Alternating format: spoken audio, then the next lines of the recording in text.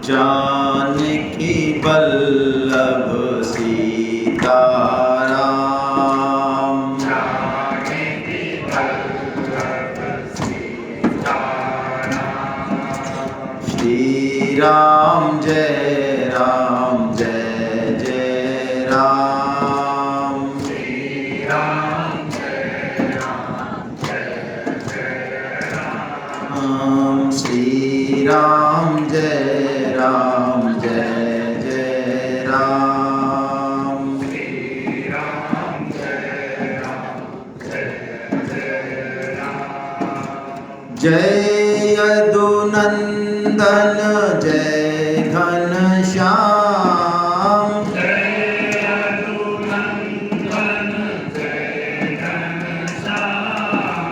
जय यदुनंदन जय घनश्याम। जय यदुनंदन जय घनश्याम। रुक्मण वल्लभ राधे श्याम। रुक्मणी वल्लभ राधे श्याम। श्री राम जय जय राम। श्री राम जय जय राम। श्री राम जय जय राम। श्री राम जय जय राम। जय सिया राम जय सिया राम। जय सिया राम जय सिया राम। श्री राम जय जय राम। श्री राम जय जय राम। श्री राम जय जय राम। श्री राम जय जय राम। वसुदेव सुतं देवं कंस चाणूरमर्दनं देवकी परमानन्दं कृष्णं वन्दे जगद्गुरुम्। आप सभी वैष्णव जनों के चरणों में दंडवत प्रणाम। भगवान श्री कृष्ण की अद्भुत कृपा कि हम सत्संग के लिए पुनः एकत्रित हो पाए। 2 दिन में जो हमने देखा उसको 10 से 15 मिनट में एक बार हम थोड़ा रिवाइज कर लें।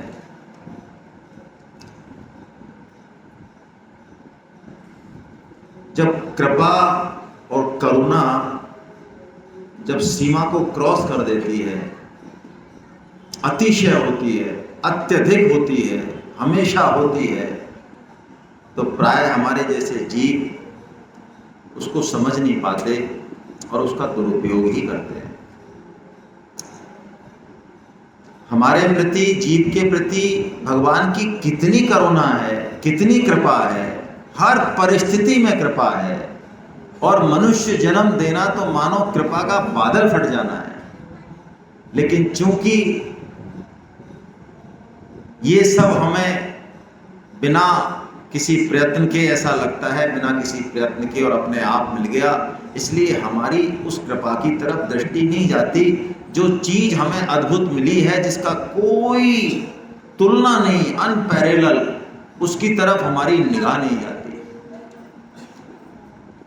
ये अध्यात्म में पहली बात है, पहली बात। यहां से कर्म योग, ज्ञान योग तो सब बाद की बात है, ये पहली बात है। हमारा जितना भी सनातन साहित्य है वो महर्षि वेदव्यास जी महाराज द्वारा लिखित है, वो आदि गुरु हैं। और जितने भी संत महात्मा हुए हैं अब तक चारों संप्रदायों में, और आगे जितने भी होंगे, और वो जितनी भी बढ़िया से बढ़िया बात बताएंगे, बढ़िया से बढ़िया सिद्धांत देंगे, अच्छे से अच्छे, उन सबके लिए कहा गया है व्यास उच्छिष्टम जगत सर्वम। यानी वो बात झूठी है, झूठी मतलब झूठन, झूठी सच्ची झूठी से मतलब नहीं है, झूठन झूठन, क्योंकि वो बात पहले व्यास जी महाराज ने कह दी है, ऐसी कोई नई बात कोई कहने वाला नहीं है। उन व्यास जी ने जब सारे शास्त्र लिखे तो उनको शायद पता होगा कि आगे ये शास्त्र नष्ट हो जाएंगे या कभी कोई दिक्कत आए, तो उसमें एक तो समन्वय करने के लिए और उनकी कोडिंग करने के लिए कोडिंग कर दी उन्होंने। संपूर्ण इतना विराट साहित्य उसकी कोडिंग की, जैसे कंप्यूटर की कोडिंग होती है ना, तो कोडिंग करने के लिए उन्होंने ब्रह्म सूत्र लिखा, जिसमें 555 सूत्र हैं, मात्र 555 सूत्र में संपूर्ण सनातन है, खत्म, कुछ नहीं है उसके बाद। और यदि सनातन की दो बातों में, तीन बातों में आपस में कॉन्ट्रडिक्शन भी है, दो अलग अलग बात कह रहे हैं, ये इधर कह रहा है ये इधर कह रहा है, ऐसा होता है हमारे शास्त्रों में, प्राय हमें कंफ्यूजन होता है, तो उसका समन्वय भी इन ब्रह्म सूत्रों में दिया है उन्होंने कि ये दो नहीं है, हैं तो दो अलग अलग जा रही है लेकिन ये एक ही है, मंतव्य ये है। तो वो जो ब्रह्म सूत्र उन्होंने लिखा, तो उस ब्रह्म सूत्र की जो शुरुआत उन्होंने की वो की, पहला सूत्र है अथातो ब्रह्म जिज्ञासा, अथ इतो ब्रह्म जिज्ञासा। अरे तू अब तो, हमसे कह रहे हैं, अब तो कितने तने जन्म ले लिए, कौन सी योनि में तू नहीं गया, तू ब्रह्मा रह चुका, तू इंद्र रह चुका, तू कितनी बार जो है पशु पक्षी पेड़ बन चुका, क्या क्या बन चुका है, जितने तने भोग भोगने थे, संसार के जितने भी बड़े से बड़े भोग हैं, सुख हैं, आनंद है, वो सब हमने करोड़ों अरबों बार भोग रखे हैं, तब भी हमारे हाथ अभी भी कुछ वही भूखे के भूखे। ये विचार करें हम, अभी भी जो हम आगे आने वाले समय में जो भोग भोगना चाहते हैं, जो भी स्त्री सुख, पुरुष सुख, मान बढ़ाई का सुख, निद्रा का सुख, जो भी सुख है, बड़े से बड़ा सुख इस संसार का, भौतिक क्षेत्र का जो भी टॉप से टॉप सुख है, जिसको हम बताना चाहें तो और ना बताना चाहें तो, वो सब क्या हमने इस जन्म में भी हजारों बार नहीं भोगा, चलो इस जन्म में और पुराने जन्मों में क्या नहीं भोगा, तो क्या उससे हमारी तृप्ति हो गई? तृप्ति हो जाती तो फिर हम छोड़ ही देते ना। तो इसका मतलब इन भोगों से हमारी कभी भी तृप्ति नहीं होगी, क्योंकि भोगों से तृप्ति हो ही नहीं सकती। स्वामी जी बहुत बेसिक उदाहरण देते हैं कि हमको भूख लगे और हमने हलवा बना लिया, बढ़िया देसी घी का, गाय के देसी घी का, जैसा कि हम यहाँ खा रहे हैं, आज ही खा के आए, लेकिन उसको बना के हम पेट पे बांध दें पोटली में और पेट पे लपेट लें, तो धीरे धीरे अंदर चला जाएगा। कुछ तो मुंडी हिला रहे, तो तुम बांधना फिर अब की बार जाओ जब कसम है, जो थाली में लो तो फिर तो पेट में तो लग रही है भूख और हलवा बांध लिया ऊपर, खाया नहीं यहां से। तो हम हैं भगवान के अंश, चेतन हैं हम, चेतन, और इस संसार के जितने भी बड़े से बड़े भोग हैं, इनको हम कितनी भी बार भोग लें, इनसे हमारी तृप्ति हो नहीं सकती, हो नहीं सकती, हो नहीं सकती, क्योंकि हमको चेतन की भूख है, जड़ से हमारी तृप्ति होगी ही नहीं। जिस दिन हम चेतन की तरफ बढ़ेंगे, जड़ को छोड़ेंगे, एक अलग संसार खुलेगा, एक अलग बात आएगी। इसीलिए मैं एक बहुत ही सूक्ष्म बात आपसे निवेदन कर रहा हूं, यदि आप पचा पाए तो, यदि आपके साथ किसी भी रिश्ते में बहुत ज़्यादा कड़बड़ाहट घुल गई है, बहुत ज़्यादा दुख आपको मिल रहा है, मैंने पहले कह दिया पचा जाओ जब तो भगवान की आपके ऊपर विशेष कृपा है।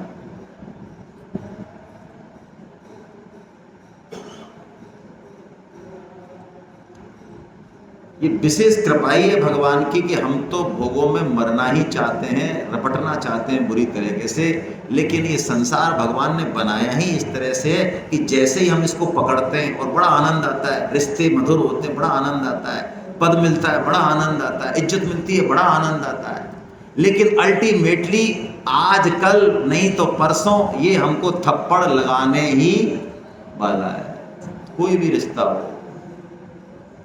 तो भगवान कह रहे हैं कितने थप्पड़ खाएगा? वेद व्यास जी कह रहे हैं अथ इतो, अब तो ब्रह्म की जिज्ञासा कर। यहां से अध्यात्म शुरू होता है। ये ए है, ए अनार वाला है ये अध्यात्म का। ये जीवन में नहीं घटा, चाहे गीता रट ली, सत्संग सुन लिए, कुछ भी कर लिया, कुला मंडी खा ली, अभी हमने A4 अनार सीखा ही नहीं। ये पहली पढ़ाई है। अथ इतो ब्रह्म जिज्ञासा, अब तो ब्रह्म की जिज्ञासा कर। इसीलिए गीता की शुरुआत भी वेद व्यास जी महाराज अर्जुन विषाद योग से करते हैं। देखिए आप, गीता कहते हैं सच्चिदानंद घन की वाणी है, आनंदी आनंद है, लेकिन जब दरवाजा खोलते हैं तो पहली जो है नेम प्लेट दुख की लगती है।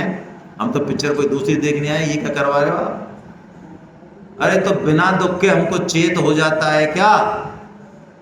आप सच्ची बात बताओ, हमारे जीवन में जो परिवर्तन आए हैं वो दुख में आए हैं, या जब हम पूरे छत्रपति शिवाजी हों और मठाधीश हों जब आए, जब हम सुन लेते हैं क्या किसी की? अरे कृष्ण भगवान हमारे सामने आ जाए तब हम उनकी नहीं सुने। बोलो, यदि संसार हमारे पूरे कब्जे में हो, संसार के हम छत्रपति हो, तो भगवान श्री राम और कृष्ण दोनों आ जाए, हमारी खोपड़ी में बैठ जाए, तब नहीं सुने हम। तो सुन लें, नहीं सुने। दुख आते हैं तो हमारी चेतनता जागृत होती है। इसलिए गीता की शुरुआत भी वहीं से की। शब्द अलग है, बात अलग है, लेकिन तत्व वही है। अर्जुन विषाद योग, यानी जीवन में दुख आएगा आएगा आएगा, ऐसा कोई बना नहीं, कोई नहीं बना ऐसा। आप सोचे स्वामी जी ना, स्वामी जी से पूछा किसी ने, एक बार आपने पढ़ा भी होगा कहीं, स्वामी जी से पूछा आप हमें अपनी जीवनी सुनाओ, क्या क्या हुआ, कैसे कैसे हुआ, क्या क्या आपका पूरा बताओ, आपके बारे में कुछ पता ही नहीं चलता है। तो स्वामी जी ने कहा मेरी जीवनी लिखो। सुनने लायक बात है। एक लाइन में मैं अपनी जीवनी बताता हूं। मैंने अपने जीवन में कष्ट सहा है, तुम भी कष्ट सहो, ये मेरी जीवनी है। ये बोले स्वामी जी महाराज, मैंने अपने जीवन में कष्ट सहा है, तुम भी कष्ट सहो। लेकिन ये अर्जुन का जो विषाद है, ये दुख है, दुख के दो रिजल्टेंट होते हैं। एक तो वो रिजल्टेंट जो हम प्राय अपनाते हैं कि दुख आया और रो रहे हैं, गिर रहे हैं, मर रहे हैं, और फिर सुख आया, फिर भूल गए, फिर थप्पड़ पड़ा, फिर रो रहे हैं, गिर रहे हैं, मर रहे हैं। सुनने में तो बुरा लगेगा, लेकिन शास्त्रों में कहा इसको स्वान वृत्ति। बुरा लगेगा क्योंकि हम सब अपने आप को कौन कम आंकना चाहता है, लेकिन शास्त्र तो शास्त्र है, वो सच बोलते हैं। स्वान वृत्ति का मतलब क्या होता है? कुत्ते को आप क्या करो, कुकु कुकु कुकु कुकु कुकु कुकु आ जाएगा, और डंडा दे दो उसके, भाग जाएगा। फिर दिखाओ रोटी, कुकु कुकु कुकु कुकु कुकु कुकु, फिर आ जाएगा। फिर डंडा दे दो, फिर तीसरा करो, कुकु कुकु कुकु कुकु, फिर आ जाएगा। और हम क्या कर रहे हैं?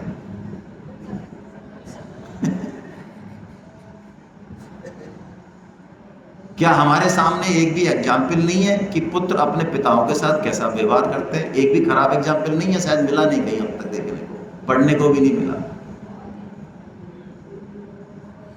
तो हम कर क्या रहे हैं?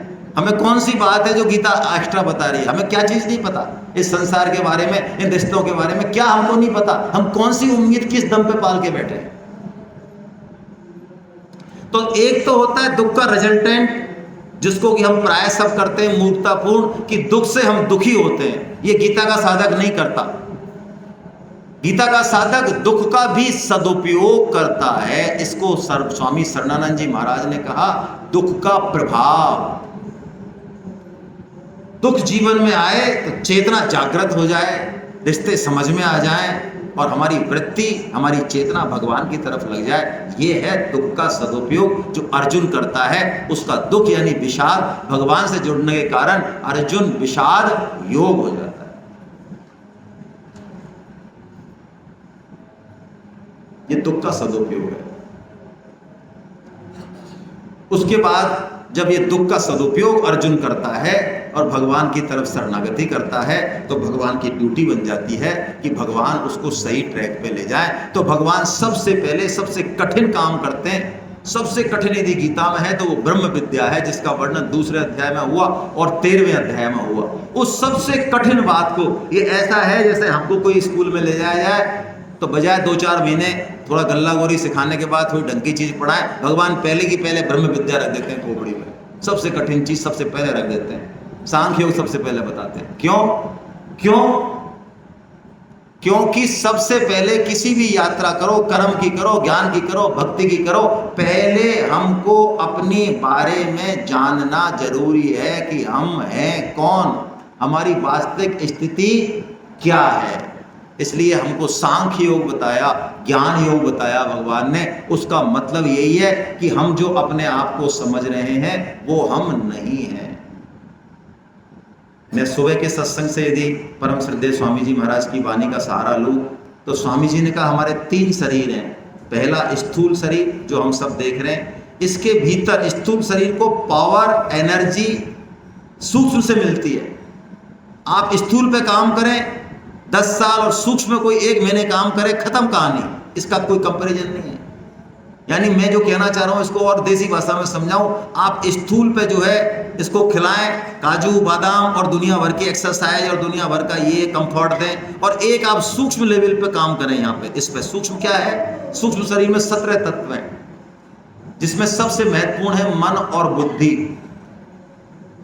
5 कर्मेंद्रिया, 5 ज्ञानेंद्रिया, 5 प्राण, ये 17 तत्वों का होता है सूक्ष्म शरीर। ये इससे पावर मिलती है। और सूक्ष्म शरीर का भी जो पावर है, इसका भी जो मालिक है, इससे भी जो ज्यादा गहरा है, वो है कारण शरीर। कारण शरीर ये अहम है हमारा, ईगो जो हम अपने आप को मानते हैं। अभी जैसे मैंने मान रखा है मैं पुरुष हूं और वक्ता हूं और विद्वान हूं, ये लो, ये तीनों घटिया मान्यता है। ये तीनों, ये व्यवहार के लिए तो ठीक है, मैं पुरुष हूं तो पुरुष की तरफ बैठूंगा, स्त्री की तरफ नहीं जाऊंगा। भाई क्यों जाऊंगा? ऐसे नहीं कि मैं तो आत्मा हूं तो घुस जाऊं कहीं भी, अरे लट पड़ेंगे भाई।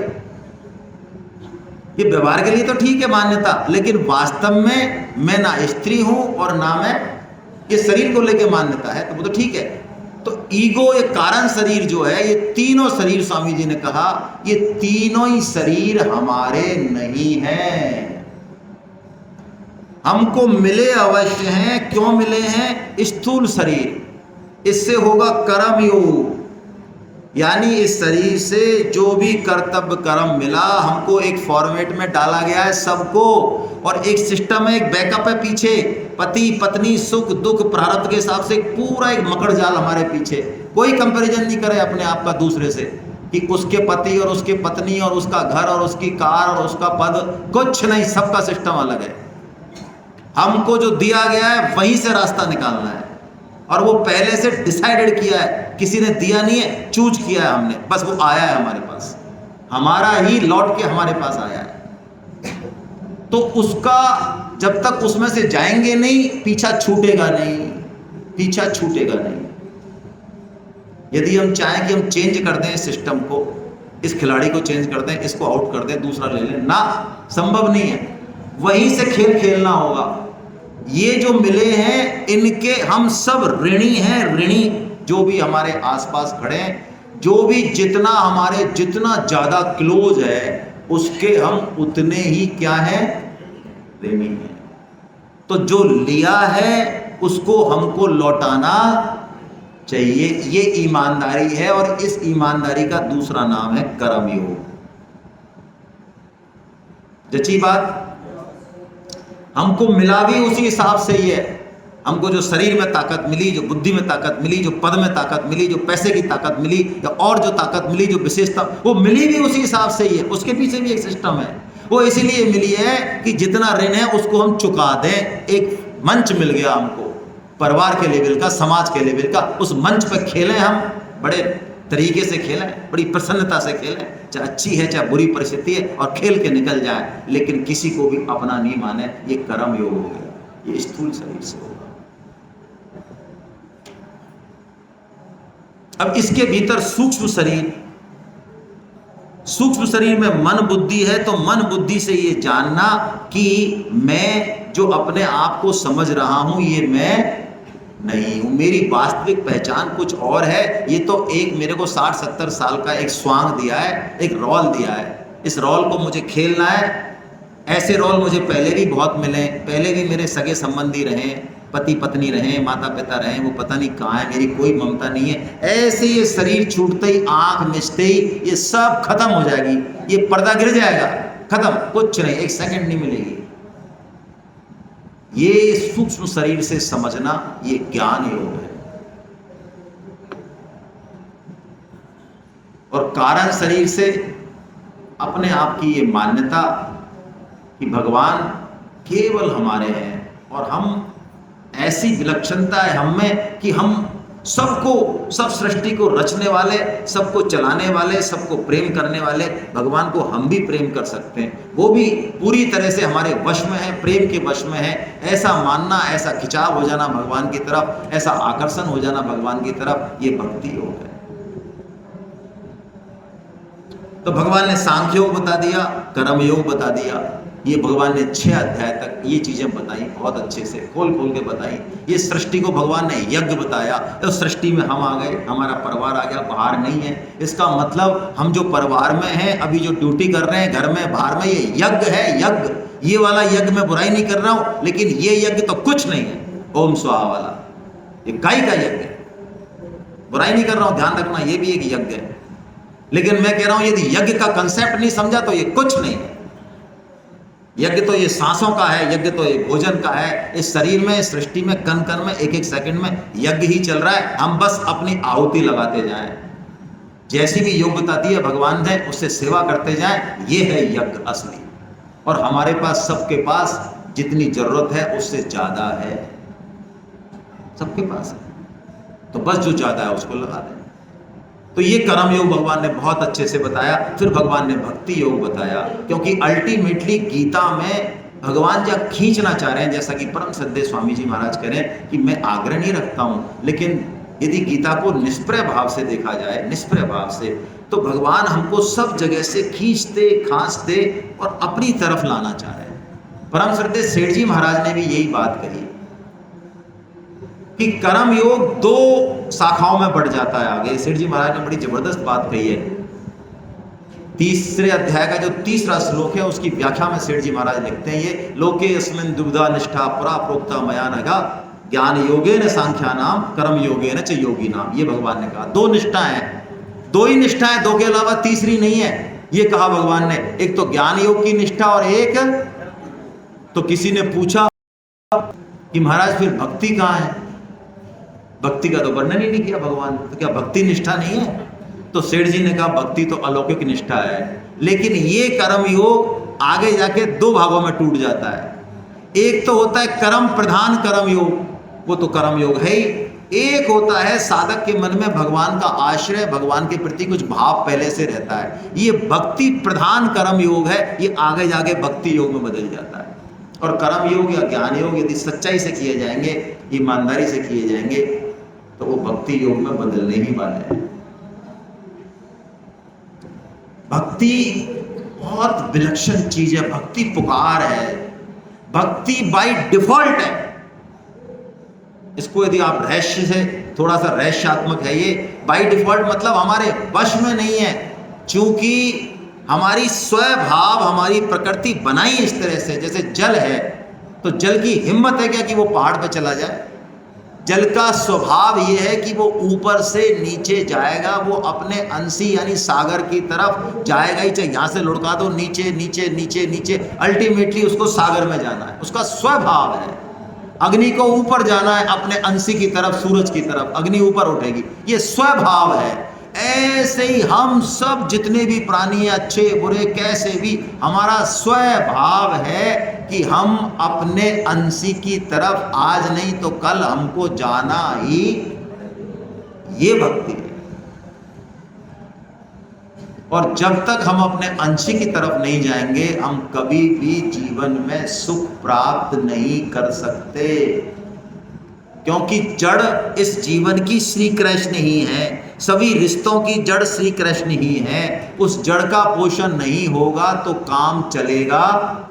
तो भगवान ने अर्जुन को भक्ति योग बताया। अंत समय में मेरा स्मरण कैसे हो, वो चीज बताई कि अंत समय तू अभी मान ले, आज आज अभी अभी अभी, बस तो तस्मात् सर्वेषु कालेषु माम अनुस्मर युद्ध च, आज से प्रैक्टिस चालू कर दे कि काम पूरा करेंगे कर्तव्य कर्म जो हमको है, लेकिन काम मुख्य नहीं है, काम के पीछे स्मरण मुख्य है। वाह क्या बात है, क्या सूत्र दिया। यानी ऐसी प्रैक्टिस करनी है कि सब कॉन्शियस माइंड से हमेशा कृष्ण के प्रति आकर्षण, उनकी याद सताती रहे, बड़ा मजा आता रहे। और बाहर से चाहे फाइल निपटाए, चाहे वाली मीटिंग करें, चाहे वाली लड़ें, चाहे वाली कुछ भी करें, 1000 आदमियों के बीच में हो, लेकिन अंदर कृष्ण से कनेक्शन चलता रहे। ये स्थिति बहुत विलक्षण है भाई। कोई यदि वस्त्रों में साधु है तो उसको पहचानना बहुत आसान है, लेकिन कोई सेठ जी जैसे यदि संत हैं उनको हम लोग नहीं पहचान पाएंगे, क्योंकि वो धोती कुर्ते में हैं, रात और दिन जो है चीनी नमक वगैरह इसमें लगे हुए हैं, व्यवस्था में लगे हुए हैं, कभी क्या कर रहे हैं, कभी क्या कर रहे हैं, दिन भर लगे हुए हैं, कभी पैसे गिनने में, कभी क्या है? वो संत हो सकते हैं? अरे वो संतों के संत हैं। वृंदावन में उड़िया बाबा का आपने नाम सुना होगा। उड़िया बाबा ऐसे विलक्षण संत हैं। उड़िया बाबा बोल रहे थे, बहुत सारे संत थे मंच पे। सेठ जी महाराज चुपके से पहुंचे, तो जैसे ही उनकी नजर पड़ी कि सेठ जी महाराज आए, और वो धोती और बिल्कुल एक खद्दड़ का कुर्ता और एक पगड़ी, ऐसे सेठ जी की जो वेशभूषा थी वो बिल्कुल जैसे गांव का किसान नहीं होता है, एक अल्प वेतन भोगी, बिल्कुल ऐसे सेठ जी थे। जैसे ही वो पहुंचे, जैसे पता चला सेठ जी का, तो सारे संत खड़े हो गए। तो सेठ जी एकदम बिल्कुल ऐसे लज्जा से झुक गए, जमीन में गिर गए। कर क्या रहे हो आप? ये आप क्या कर रहे हो? मैं बढ़िया हूं, वैश्य का बेटा हूं, आप संत हो भाई, ब्राह्मण हो, आप कर क्या रहे हो? ये सेठ जी बहुत लज्जा महसूस हुई कि आपने अच्छा नहीं किया। तो उड़िया बाबा ने उनसे कहा कि बैठो आप। उड़िया बाबा ने जो बात कही, बड़ी जबरदस्त बात कही। वो सेठ जी और स्वामी जी तो कहेंगे ही नहीं, वो अपने बारे में तो क्यों कहेंगे। उड़िया बाबा ने कहा, हमें नहीं पता कि आप कौन हो, आप वैश्य हो कि ब्राह्मण हो कि संत हो कि गृहस्थ हो, हमें तो नहीं पता, लेकिन हम एक बात जानते हैं कि जैसे ही आप यहाँ एंटर हुए, यहाँ आपके चरण कमल पड़े, यहाँ का पूरा वातावरण जो है एक दिव्यता से भर गया है।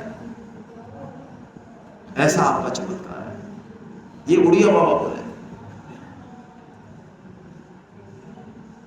तो ऐसा भगवान ने सूत्र दिया कि हम भक्ति का शो ऑफ ना करें। ऐसा नहीं सोचा यार हम तो इतनी माला कर रहे हैं, पट्टे देखो, हम तो 16 और 32 से पहले खाना नहीं खाते हैं यार, और इन भाई साहब ने 4 माला करने वाले को बताओ माला पहना दी, स्टेज पे बुला लिया है। ये आदमी है घनचक करें यार, हम बैठे तो हैं, फूट गई कैसे इनकी? हाँ, एक कुलबुलाहट जो है ना, कुलबुलाहट अंदर से अपने अच्छाई को बताने की, ये कुलबुलाहट है। इसका मतलब भक्ति अभी हो नहीं रही है। दरियाग्रस्ती साधु की हाथ काम मुख राम है, और हृदय साची प्रीत, और दरियाग्रस्ती साधु की याही उत्तम री। ये है गीता। गीता नहीं कहती आप देश बदलो, भेष बदलो, वृंदावन जाओ। आप बुरा तो मत मानना, लेकिन हम मानते तो नहीं है बात किसी की। मैंने इसलिए ग्रुप पे भी लिखा कि भाई नीलकंठ आप जाओ, भगवान शिव हैं, कैसे कह दें हम तो, लेकिन सेमिनार छोड़ के मत जाना। फिर भी जाते हैं लोग। आपको मैं एक बहुत आश्चर्यजनक बात बताऊं, विचार करना इस पर घर जाके अच्छे से। परम श्रद्धेय स्वामी जी महाराज यहां पर 70 साल विराजे, और वो एक बार भी नीलकंठ नहीं गए। भगवान शिव को मानते थोड़ी होंगे, वो समझते थोड़ी होंगे शिव तत्व को। अरे गीता के टीकाकारों में, वक्ताओं में मैंने तो आज तक ऐसा नहीं देखा। इस बात पे मेरा हालांकि बहुत दिनों बाद ध्यान गया, लेकिन अचानक गया एक दिन, कि स्वामी जी ने पूरे जीवन गीता ही गीता बोली, और स्वामी जी के अलावा मैं बाकी वक्ताओं को देखता हूँ, बड़े बड़े मंगलाचरण करते हैं, बड़े बड़े श्लोक बोलते हैं मंगलाचरण में। और स्वामी जी महाराज जब गीता पे बोलना चाहते हैं, भगवान श्री कृष्ण का वर्णन करना चाहते हैं, तो उनका मंगलाचरण ऐसा है, राम राम।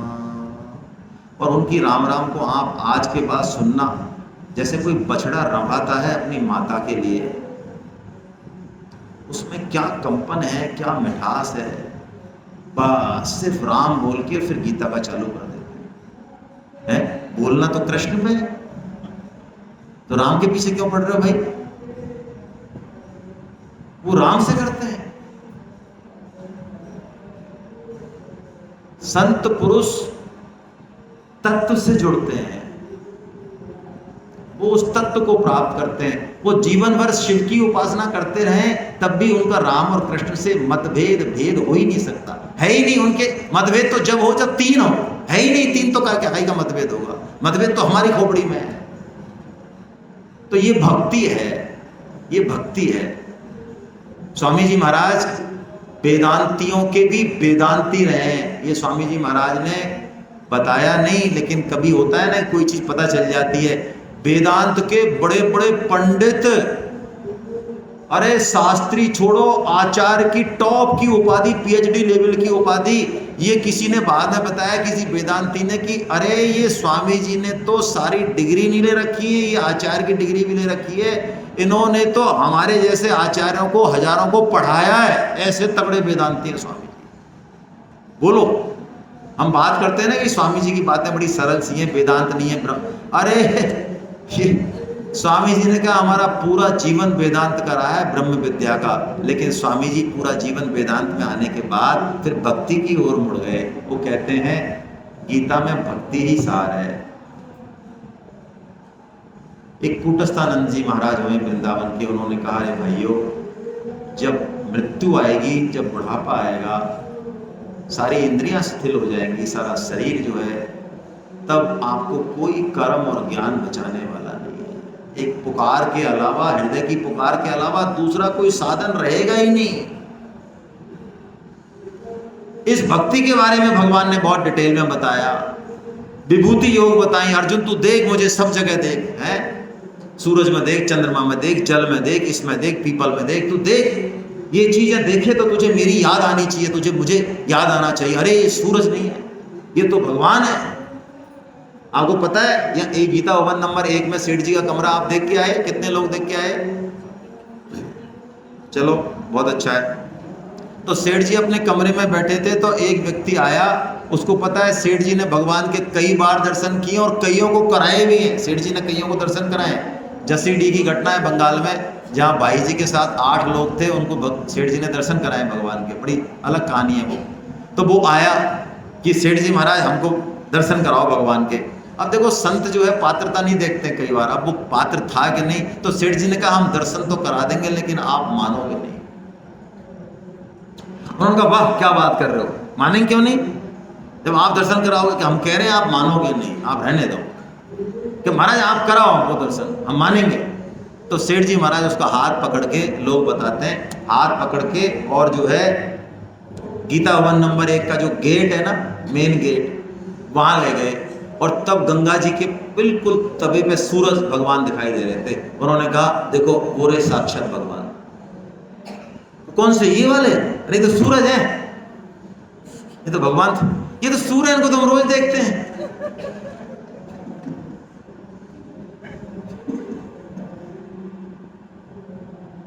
तो भगवान ने विभूति योग में क्या कहा भैया, कि ज्योतियों में मैं कौन हूं? सूरज। झूठ बोल रहे हैं भगवान। ये विभूति योग बताया, और विभूति से समझ में नहीं आया तो भगवान ने कहा तेरे को प्रैक्टिकल करके दिखाता हूं। ले, जो मैंने कहा कि ये सब ब्रह्मा शिव रुद्र ये सब जो है ये मेरे एक अंश में, तो तेरे को शायद विश्वास नहीं हो, तो मैं तेरे को प्रैक्टिकल दिखा दूं। तो उसका जब प्रैक्टिकल दिखाया वही विश्व रूप है। उसके बाद अर्जुन ने सगुण निर्गुण का प्रश्न पूछ लिया, साकार निराकार का प्रश्न पूछ लिया 12वें अध्याय में। तो भगवान ने बहुत स्पष्ट शब्दों में कह दिया कि जो मेरे सगुण साकार रूप की उपासना करते हैं और श्रद्धा से करते हैं वो सर्वश्रेष्ठ भक्त हैं। क्योंकि सगुण साकार में हमारी मन बुद्धि लग जाती है। जैसे कि आप 1 नंबर में जाओ तो जो मंदिर है लक्ष्मी नारायण का उसको अवश्य दर्शन करें। वो सेठ जी का द्वारा जो है प्रतिस्थापित विग्रह है ये लक्ष्मी नारायण का मंदिर, जो 1 नंबर में है। पहले तो वहाँ सत्संग भी करते थे लेकिन आजकल नहीं करते। तो यदि आप लक्ष्मी नारायण के मंदिर में बैठें और उनके चरणों से लेके, उनके चरणों में कौन सी पायजेब है, कौन से कलर का कुर्ता है, पिंडली कैसी है, अरे भगवान की कमर कैसी है, कैसा कैसा पहन रखा है, मुरली, ऐसा सारा आप ऊपर तक एक एक चीज को गौर करें, उनकी सुंदरता को देखें, तो आपको ये पता नहीं चलेगा कि मेरे को 15 मिनट हो गए और मेरा ध्यान पूरा भगवान में लगा हुआ है। वो लोग करके देखो। और यदि आपको कह दें कि आप तो आंख मीच लो और नाक कान पिचकाओ और भगवान का ध्यान करो, बस कोई भगवान नहीं है, विग्रह विग्रह कुछ नहीं है, सब कन कन में भगवान है, निर्गुण निराकार है, बोलो लग जाएगा ध्यान? करके देखना लगता है कि नहीं लगता है। इसलिए भगवान ने निर्गुण निराकार की साधना को बहुत कठिन बताया, क्लेशदायक बताया। क्लेशोधिकतरस्तेषाम अव्यक्त आसक्त चेतसाम, भगवान ने कहा 12.5 में, अरे इसमें अव्यक्त की साधना में यानी निर्गुण निराकार की साधना में बहुत ज्यादा क्लेश है अर्जुन, इसलिए तू सगुण में जा। सगुण में क्या फायदा है? मैं तेरी रक्षा करता हूं। अरे तू मेरी तरफ देख तो सही, मैं तेरे को ऐसे हाथ पकड़ के निकाल लूंगा। साधक संजीवनी में आप फ्रंट का फोटो देखो, आपके पास होगी, यहां पे भी है पीछे, क्या है फ्रंट में फोटो देखो, भवसागर है। और ये भवसागर में जो ये डूब रहे ना, ये कौन है? ये हम ही हैं। और हम में से कोई है बढ़िया बुद्धि वाला, उसने हाथ खा कर रखा है, भगवान की तरफ बढ़ा दिया है। बाकी तो हम कुलामंडी खा रहे हैं अपने दम से ही। एक है बुद्धिमान, उसने जो है भगवान की तरफ हाथ कर दिया है। तो देखो भगवान गरुड़ पे आके और उसका हाथ पकड़ रहे, बोलो ये भवसागर में मरेगा? ये कर्म और ज्ञान के ठेकेदार हैं, लुढ़क रहे हैं। देखो ये भक्ति है। भगवान कहते हैं मैं तेषामहं समुद्धर्ता, आहा क्या बात है, मैं उद्धार करता हूं, अरे तुरंत करता हूं, ऐसे चुटकी से उठाता हूं। भगवान कहते हैं वाह क्या बात है। और भगवान का कोई काम करे फिर तो बात ही क्या है भाई। भगवान ने देखो सिद्धों की और साधकों की तुलना करी, तो सिद्ध तो वो है जो भगवान के तत्व को बहुत अच्छे से जानते हैं, भगवान है कौन, कैसे हैं भगवान। लेकिन भगवान कहते हैं ये मेरे को प्रिय हैं, प्रिय हैं, प्रिय हैं। और जब बात आती है साधकों की, जो अभी कुलामंडी खा रहे हैं, गीता के श्लोक उठपटांग से बोल रहे हैं, कछु समझ में आ रहा है, कछु नहीं आ रहा है, कछु विश्वास हो रहा है, कछु नहीं हो रहा है, लेकिन चल रहे हैं, सेमिनार में भी आए रहे हैं, चलो नीलकंठ भी घुमाएंगे, गीता भी सुन लेंगे, है ना। खाना तो बढ़िया मिलता ही है, गंगा स्नान, चलो हिमाचल चले, चलो क्लास में, अरे कुछ नहीं तो ऑनलाइन में बटन दबा के कुछ तो कर रहे हैं गड़बड़ सड़बड़। वो साधक जिनको अभी ज्यादा आगे कुछ आइडिया, तो भगवान जब उनकी चर्चा करते हैं तो वो कहते हैं ये मेरे अत्यंत प्रिय हैं, ये अत्यंत प्रिय हैं, ये लुढ़गन पप्पू। हाँ क्या करे थे?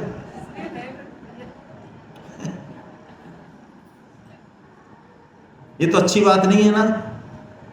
अच्छा बताओ, माँ का तत्व, माँ का जो माँ है, ये माँ, ये 10 साल का बेटा ज्यादा अच्छे से जानता है या 6 महीने का शिशु अच्छे से जानता है?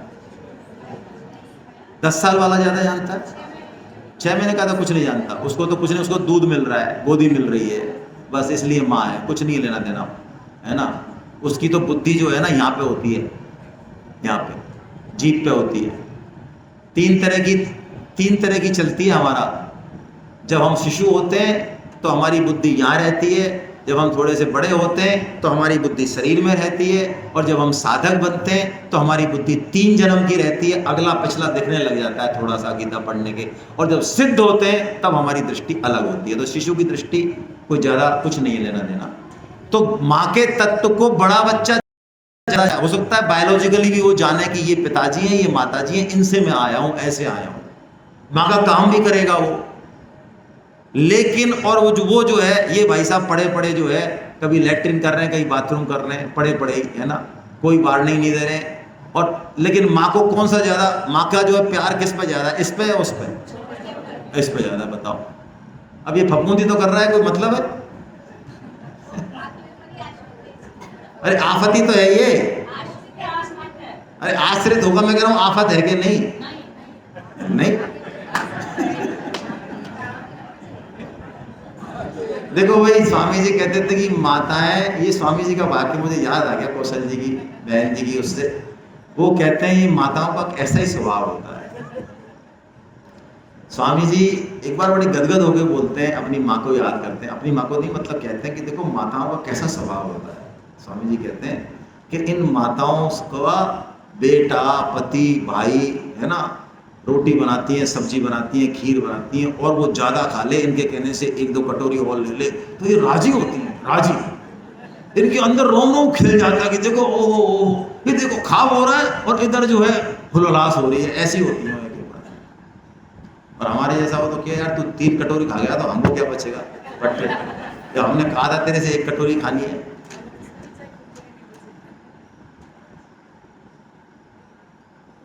ये सगुण साकार है भाई, ये भगवान का आश्रय है, ये बहुत अलग है।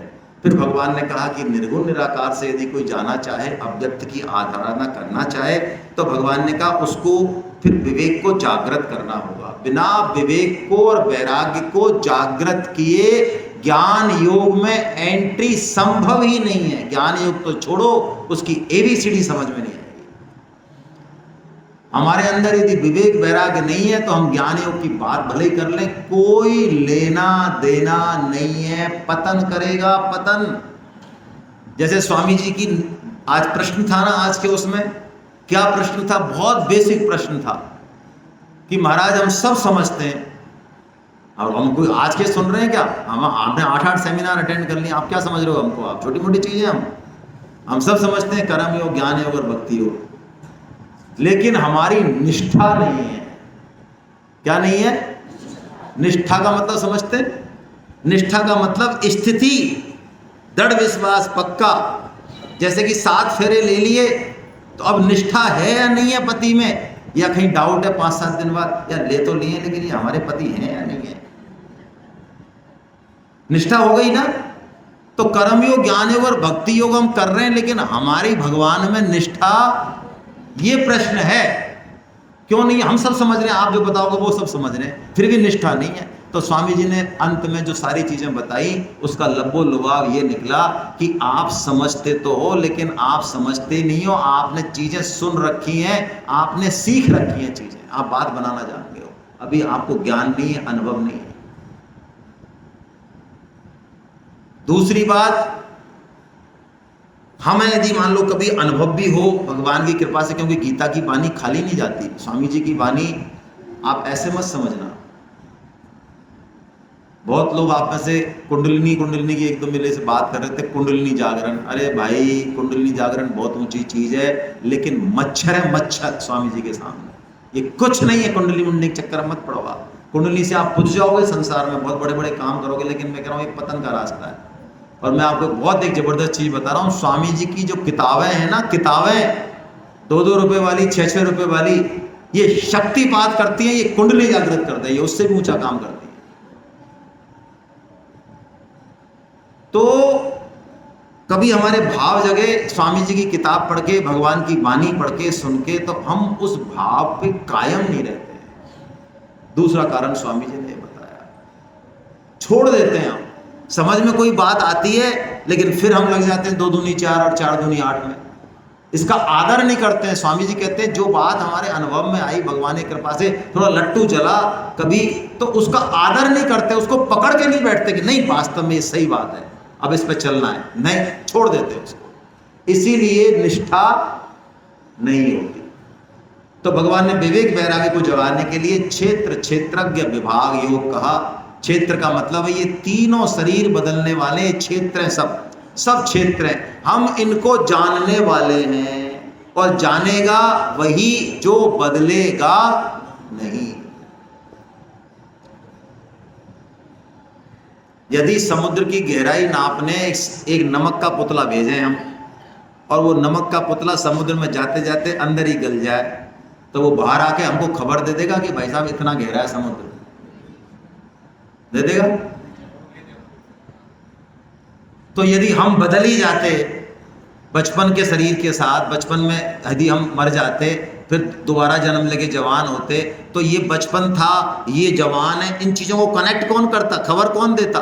हम वास्तव में एक ही हैं, तब से बदले नहीं। ये चीजें बदल रही हैं, तो जो बदल रहा है उसको वही जानता है जो नहीं बदल रहा। स्वामी जी एक बड़ी जोरदार बात कहते हैं कि मर जाते तो पापा ही नहीं कट जाता क्या?